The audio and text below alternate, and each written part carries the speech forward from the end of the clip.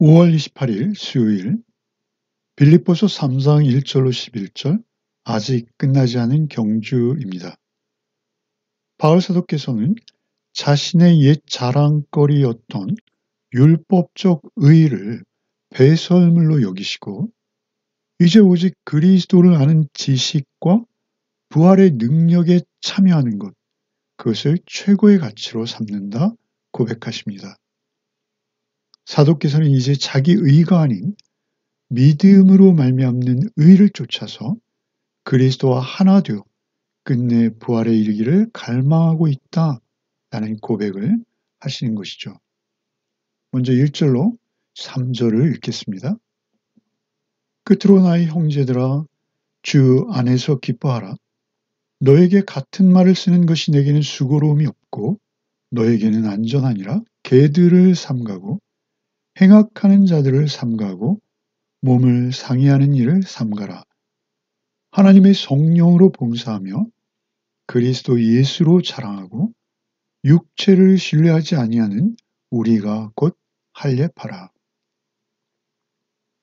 사도께서는 이어지는 말씀의 주제를 새롭게 하시며 특별히 빌립보서에서 되풀이 강조하고 계신 기뻐하라라는 당부를 다시 하시죠. 기쁨은 주 예수 그리스도로 구원받은 성도로서 당연한 반응입니다. 그러나 그들이 이제는 내부적 또 외부적으로 도전해오는 대적들과의 문제가 있습니다. 그 상황에서 다시 한번 그들에게 주 안에서의 기쁨을 강조하시는 것이죠. 특별히 사도께서 말씀하시는 이 기쁨은 주 안에 있을 때만 경험할 수 있는 기쁨입니다. 사도께서는 이 기쁨이 율법적인 행위에서 오는 만족이 아니라 은혜로 의롭다 하심을 받은 자, 그의 내면 깊은 곳에서 우러나오는 기쁨이라고 강조하시는 것이죠. 하나님의 은혜를 받은 자만이 그 믿음 안에서 누릴 수 있는 평강과 안식의 기쁨입니다. 그리고 이어서 곧 빌립보 교회 내부에 침투한 유대 율법주의자들에 대한 말씀을 이어가십니다. 우리가 지난주 주일 1장 27절에 그리스도의 복음에 합당하게 생활하라 라는 말씀으로 은혜를 나누었죠. 그 27절에 바로 이어지는 28절에 외부적으로 무슨 일에든지 대적하는 자들이 생길 것인데 그들 때문에 두려워하지 말라 이렇게 당부하신 바가 있습니다. 이제 그 구체적인 상황을 말씀하시는 것이죠.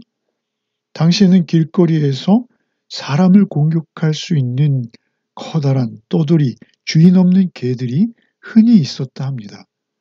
이런 개들이 사람에게 비유될 때 그것은 경멸받아 마땅한 사람이라는 의미가 되는 것이죠. 이런 상징적 표현을 사용해서 당시 빌립보 성도들을 괴롭혔던 유대주의 행악자들을 이 떠돌이 주인 없는 불량 개에 비유하시는 것입니다. 두 번째로 등장하는 행악자 역시 전적인 하나님의 은혜를 거부하며 오직 율법을 행함으로 구원 얻을 수 있다고 주장하는 부류들을 일컫는 것이죠. 세 번째로 이어지는 몸을 상해하는 일, 그 일을 하는 자 역시 하나님의 은혜를 버리고 인간적인 노력, 곧 할례를 행하는 행위 자체만을 중요하게 여기며 율법만을 고수했던 자들을 일컫는 것입니다. 사도께서는 그토록 할례를 구원의 필수 조건처럼 여기는 자들이 진정한 할례당이 아니다라고 말씀하시죠. 마음의 할례를 받은 우리가 진정한 할례당이다 말씀하시는 것이죠. 성령으로 봉사하며 예수만을 자랑하고 육체를 신뢰하지 않는 우리가 진정한 할례당이다 라고 말씀하시는 것이죠. 사도께서는 로마서 2장에서 겉으로 유대인이 아니요 육신의 할례가 할례가 아니며 오직 할례는 마음의 할지니 영에 있고 조문에 있지 않다라고 말씀하셨습니다. 이제 4절로 6절을 읽겠습니다. 그러나 나도 육체를 신뢰할 만하며 만일 누구든지 다른 이가 육체를 신뢰할 것이 있는 줄로 생각하면 나는 더욱 그러하니 나는 8일 만에 할례를 받고 이스라엘 족속이요 베냐민 지파요 히브리인 중에 히브리인이요 율법으로는 바리새인이요 열심으로는 교회를 박해하고 율법의 의로는 흠이 없는 자라. 당시 바울 사도께서 개척하신 모든 교회는 유대주의자들에 의한 거친 반대와 도전이 상당히 심각한 수준이었습니다. 그들이 가장 앞세우는 것은 육체, 곧 그들이 소유하고 있는 혈통적, 지식적, 행위적인 우월성에 대한 자랑이었죠. 거기에 비해서 사도께서 전파하시는 복음은 오직 예수 그리스도와 그리스도에 관한 복음인 것이죠.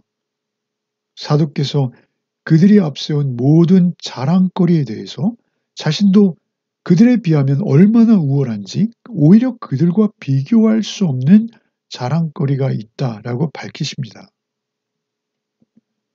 그러나 사도께서 이것을 밝히시는 것은 이런 육체를 신뢰하는 자랑이 얼마나 무익하며 오히려 은혜의 복음을 받는데 방해만 되는 것이다 라는 것을 강조하시고자 밝히시는 것이죠. 자신의 실존적인 경험들입니다. 이것을 예로 드시며 논증하시는데요. 이러한 강력한 반증이 없죠. 성인이 되어서 할례받는 자들도 있을 터이나 자신은 정통 유대인으로 정확히 난지 8일에 할례받았다라는 것이죠. 그 야곱이 천사와 씨름에서 얻은 선택된 언약 백성으로서의 이스라엘 족속이요. 그 가운데서도 베냐민 지파다라고 밝히십니다. 베냐민 지파는 이스라엘 초대왕 사울이 속한 지파요.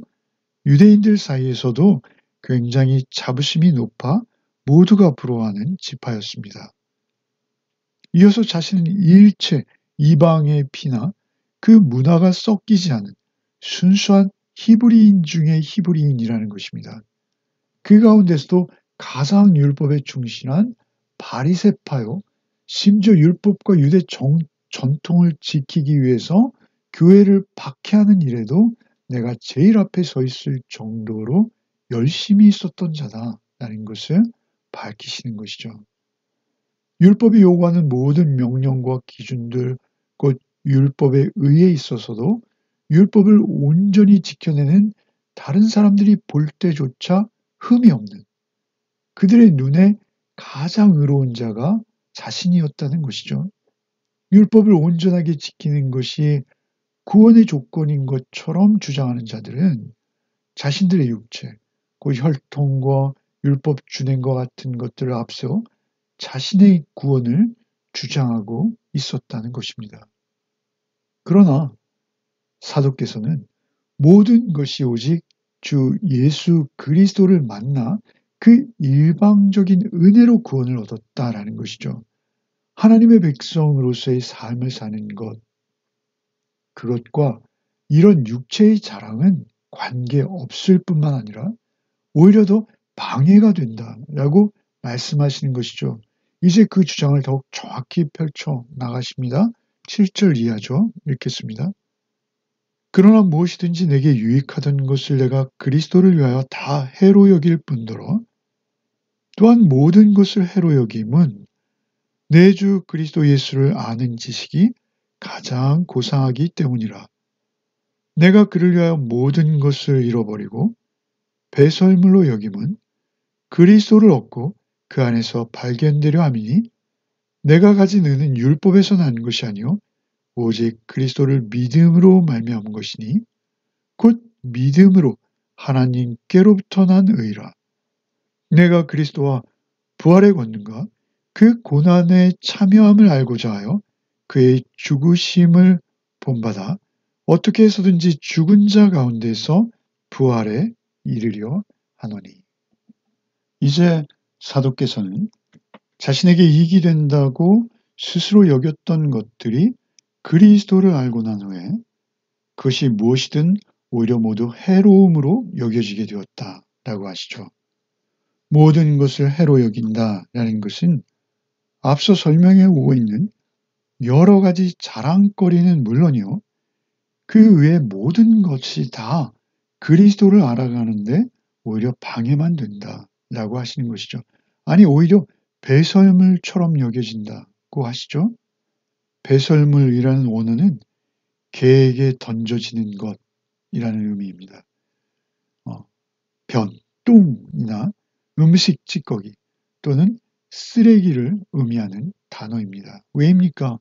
그리스도를 아는 지식이 너무도 고상해서 그렇게 자랑거리로 여겼던 것들조차도 그렇게 음식 찌꺼기나 쓰레기처럼 여겨진다는 것이죠. 그리스도를 안다는 것은 단순한 지식으로서의 깨달음만을 말씀하시는 것이 아닙니다. 그리스도의 십자가 부활을 성령의 도우심으로 경험하는 것, 그것을 안다라고 하시는 것이죠. 그리스도를 통해서 얻고 깨달은 것들이 그 삶에 적용되었을 때 그 소중함, 그 고귀함이 너무도 강렬해서 이를 방해하는 어떤 것도 배격한다는 것입니다. 이제 사도께서는 율법 안에서가 아니라 그리스도 안에서 자기의 의로움을 발견한다는 것이죠. 그리스도를 믿는 믿음 안에서만 의로움이 있다는 것입니다. 자신이 율법을 통해서 얻는 의를 그렇게 열심히 쫓았지만 이제는 그리스도 곧 그 복음을 믿는 믿음으로 얻어지는 의가 하나님께서 온 의이기에 온전한 의라는 것입니다. 내게서 나오는 것이 아니라 그 믿음으로 말미암아 나오는 의. 이제는 그래서 그리스도 안에서 발견되고 싶다라고 하시는 것이죠. 자신이 할 일을 내세우며 율법을 통해서 스스로 의를 쌓았을 때 오히려 그 의로움은 말이죠. 하나님의 아들을 죽입니다. 그리고 오히려 교회를 핍박하는 열매를 맺습니다. 이제는 그 육체로 이루는 의가 아니라 믿음으로 오직 은혜로 이루어 주신 하나님의 의, 그 십자가와 부활로 증명된 그 의를 쫓아서 그리스도의 부활의 권능과 그 고난에 동참하기를 원한다라고 하시는 것이죠. 바울 사도께서 그리스도와 연합하여 알기를 원하는 것, 그것이 부활의 권능이다라고 하시는 것입니다. 이것은 그리스도의 역사적 부활이나 그리스도의 죽음 이후에 경험하는 그 우리가 참여하는 그 육체적 부활만을 의미하지 않습니다. 부활하셔서 믿는 자들의 삶 가운데 역사하시는 그리스도의 능력을 여기서 부활이라 말씀하시는 것입니다. 그 부활의 권능과 그 고난의 동참함을 알고자 한다 이렇게 말씀하시는 것이죠.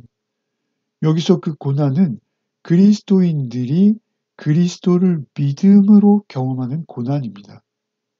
믿음으로 그 삶을 살 때 그리스도를 자신 안에 모실 때 곧 그리스도의 성품을 쫓을 때 당하는 고난입니다.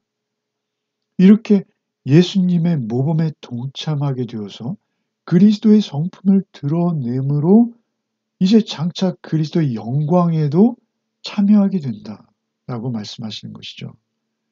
그의 죽으심을 본받아 살 때 죽은 자 가운데서도 우리는 부활에 이르게 될 것이다 라는 것입니다.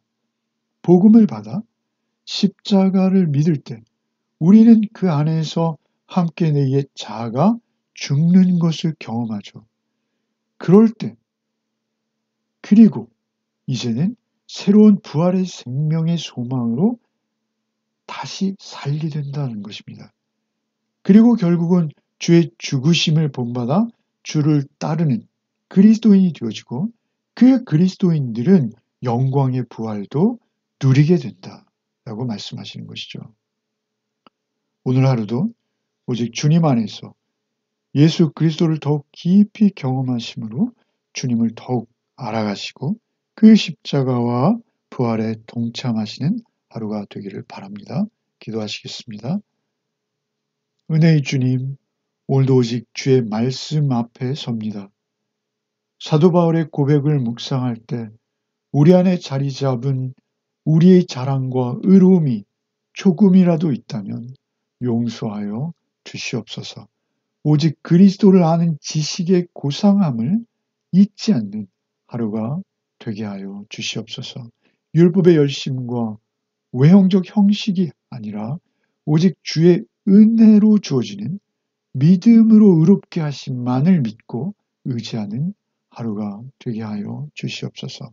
그리스도의 죽으심과 부활을 온전하게 믿는 믿음으로 오늘 하루를 살게 하여 주시옵소서. 우리가 쌓아온 신앙의 외적 허울이 있다면 주의 십자가 앞에 아무것도 아님을 깨닫게 하시고 우리를 새롭게 하여 주시옵소서. 오직 주의 은혜로 하루를 살 때 기쁨과 안식을 누리는 하루가 되게 하여 주시옵소서.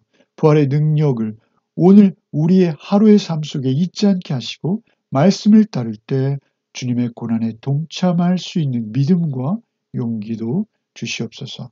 아직 끝나지 않은 경주 위에서 우리가 모두 주님 안에서 오늘 하루를 살아갈 때 주님 주시는 의와 평강을 누리게 하여 주시옵소서.